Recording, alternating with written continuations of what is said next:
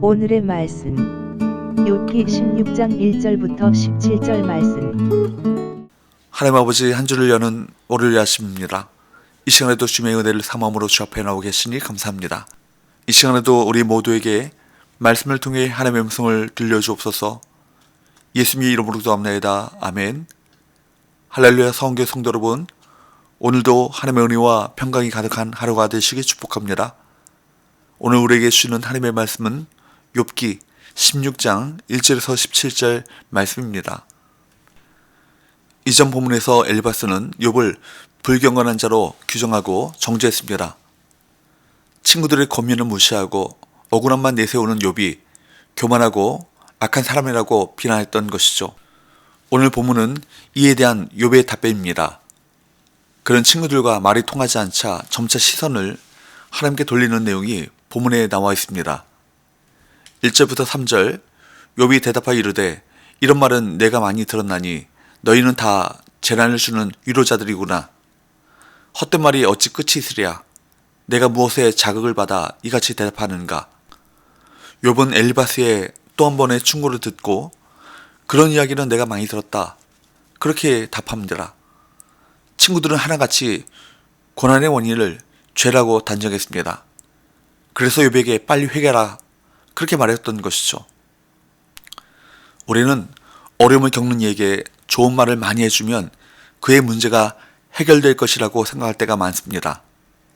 하지만 능력 없는 말은 아무리 많이 해주어도 소용이 없습니다. 욥은 능력 없는 말을 내뱉는 친구들을 재난을 주는 위로자라고 칭합니다. 이 표현은 고난의 위로자라는 의미입니다. 그들은 위로자와 같은 모습으로 지금 욥의 곁에 있지만 사실은 그를 고통스럽게 만들 뿐이었습니다. 심각한 위기를 당한 사람에게 우리도 이런 오류를 범하고 있는지 돌아보아야 합니다. 때에 맞는 아름다운 말로 위로를 주는 사람이 되시기 바랍니다. 4절부터 5절, 나도 너희처럼 말할 수 있나니 가령 너희 마음이 내 마음 자리에 있다 하자. 나도 그럴듯한 말로 너희를 치며 너희를 향하여 머리를 흔들 수 있느니라. 그래도 입으로 너희를 강하게 하며 입술의 위로로 너희 근심을 풀었으리라. 욥은 친구들에게 감정이 복받쳐 올라 자신의 입장에서 한번 생각해보라고 요청합니다. 욥의 친구들이 그의 입장이 되어 생각한다면 욥의 조언자가 되어 조롱과 경멸의 표시로 머리를 흔드는 대신에 말로 위로하고 근심을 풀어주었을 것입니다. 그들은 왜 자신에게 그런 태도를 보여주지 않는지 욥은 답답해하고 있습니다. 여러분, 타인의 아픔을 위로하려면 그 사람의 마음을 진심으로 헤아려야 합니다. 우리의 연약함을 동정하시는 예수님처럼 우리도 다른 이의 고통을 품고 근심을 나눠야 하는 것이죠. 6절, 내가 말하여도 내 근심이 풀리지 아니하고 잠잠하여도 내 아픔이 줄어들지 않으리라. 친구들을 향한 욥의 감정은 점점 더 격양되었고 하나님을 향한 좌절감도 더 커져갔습니다. 질문과 답변을 통해 서로가 이해 가능한 합의점을 찾아가야 하는데 서로가 하고 싶은 말만 하고 있는 것이죠. 그래서 욥은 말을 해도 하지 않아도 답답함을 느끼고 있습니다. 그래서 욥은 비참한 환난 속에서 어떤 말을 하거나 또 침묵을 해도 자신의 근심이 풀리지 않고 아픔이 줄지 않을 것이라고 말합니다. 7절, 8절, 이제 주께서 나를 피로하게 하시고 나의 온 집안을 패망하게 하셨나이다. 주께서 나를 시들게 하셨으니 이는 나를 향하여 증거를 삼으심이라. 나의 파리한 모습이 일어나서 대면하여 내 앞에서 증언하리이다. 그는 모든 고난과 근심이 하나님께로부터 왔기에 그러하다고 결론 내립니다.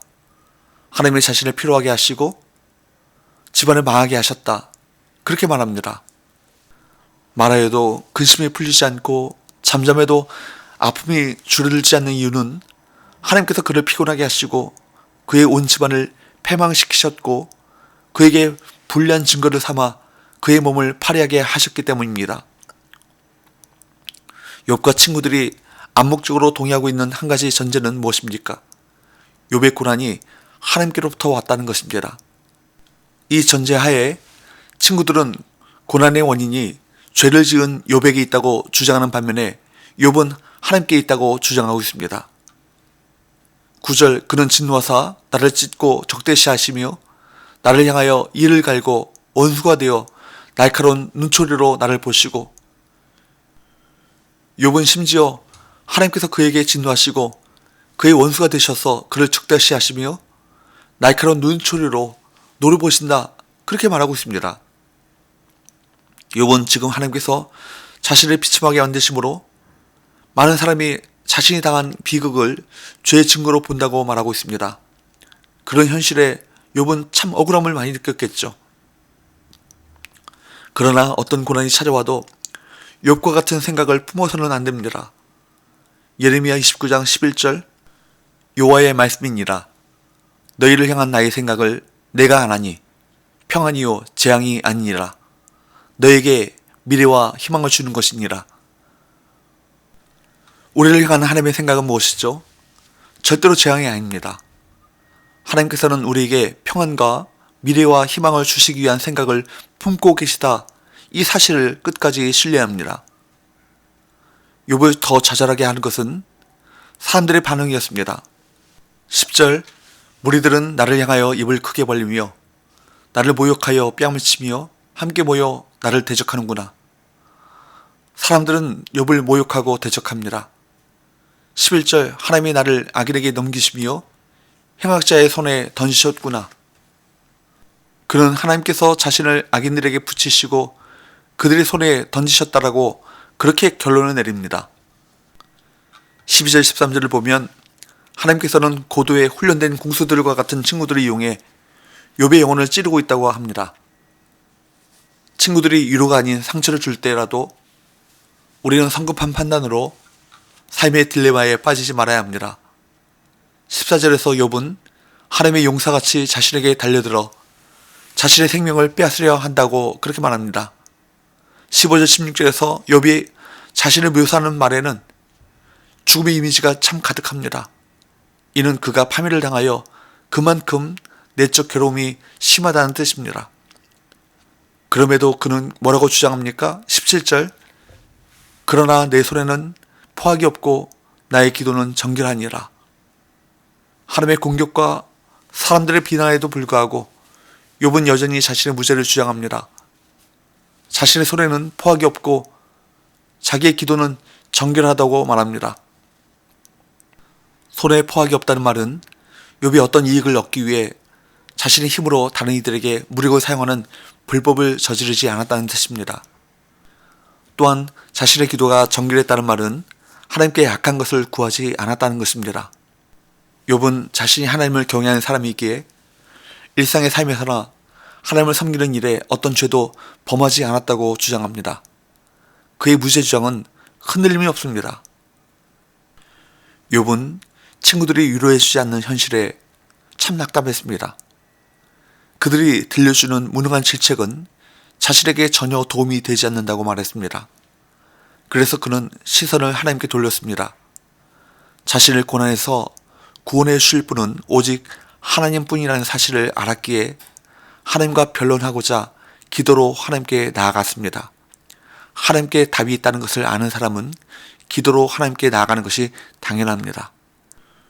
욥은 정죄와 비난으로 잘못된 조언을 건네는 친구들 때문에 더 깊은 좌절감을 느꼈습니다. 이는 곧 하나님께 대한 좌절감으로 연결되었습니다. 우리도 이런 상황에서는 신앙의 깊은 회의를 느낄 것입니다. 그러나 이렇게 바닥에 꺼져버리는 듯한 어려운 현실 속에서도 하나님의 말씀 안에서 주님께서 말씀하고자 하시는 음성에 귀를 기울이고 선하신 하나님, 우리 영원한 반석이신 하나님께 계속해서 끝까지 믿음의 닻을 내려야 할 것입니다. 기도합시다. 하나님 아버지, 어떤 고난 가운데 처한다 할지라도 우리를 향하신 하나님의 뜻을 오해하지 말게 하시고 상황과 감정에 휘둘리는 것이 아니라 하나님의 말씀 속에서 우리에게 들려주시는 하나님의 진리를 붙잡고 우리의 영원한 반석 되시는 하나님께 믿음의 닻을 굳건히 내리게 하여 주옵소서. 예수의 이름으로 기도합나이다. 아멘.